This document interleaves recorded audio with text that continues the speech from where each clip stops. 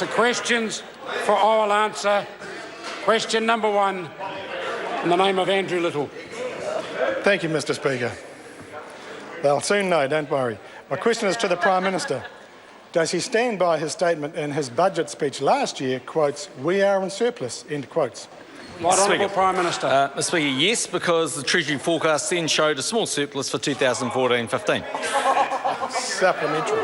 Supplementary question, Andrew Little. Why has he persisted in making that promise or that undertaking to New Zealanders, including after the election when he knew he couldn't keep it? The Right Honourable Prime Minister. Mr Speaker, I don't believe that statement's at all accurate.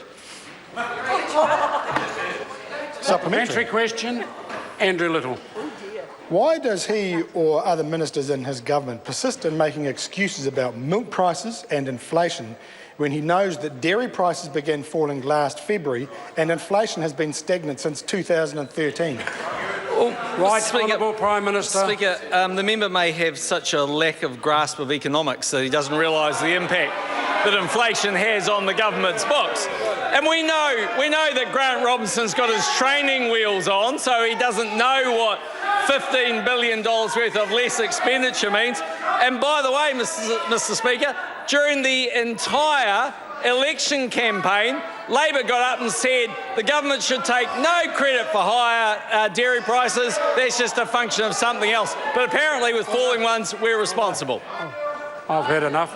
Supplementary. Supplementary question, Andrew Little. What a rant. Now that he's set to be the first Prime Minister since Robert Muldoon to deliver 7 straight deficits, why should the public believe him when the government promises a surplus next year? Well, Mr Speaker, Right Honourable Prime Minister. Mr Speaker, well, what the New Zealand public have done is year after year after year judge this government on its economic performance. It's actually seen the mess we inherited from Labor when it came to ACC, the massive build-up in expenditure, the failure to have a competitive tax system, the fact that they left the books in such a shocking state, and they've actually seen us get that down, get debt down and get growth up. That's why business confidence is high.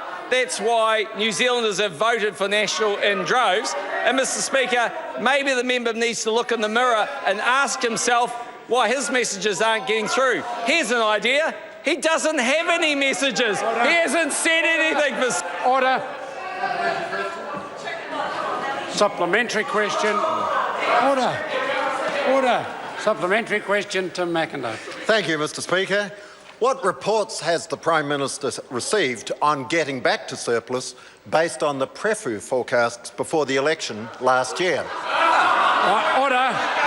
Right, Well, Mr. Honourable Speaker, Prime Minister. I've seen one report from last year's election campaign on the 2014-15 surplus, and I quote, "Oh look, absolutely stand by the numbers, calculated and checked on the same basis as the government's own numbers, and absolutely verified, all banked, all paid for, we're still running a surplus every year. It's absolutely fantastic and people can have every confidence in it."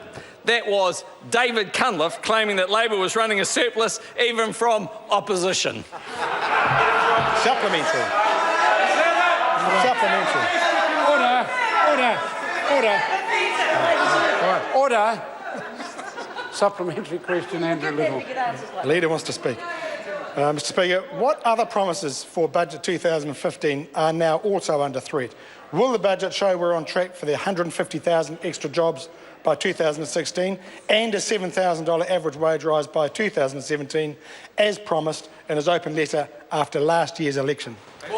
Right, Honourable Mr. Prime Speaker, Minister. member, I have to wait only one more sleep, actually, until the budget tomorrow, so I'm sure he'll be able to do that. But what he'll see tomorrow in the budget, though, is good growth numbers. He'll see surpluses out in the years in front. He'll see debt levels, the envy of the Western world. And, Mr. Speaker, that is why I can be absolutely sure that when New Zealanders look at this government and its economic leadership, they don't have buyer's remorse. They're very happy that they dispatched Labor to opposition for 3 more long years.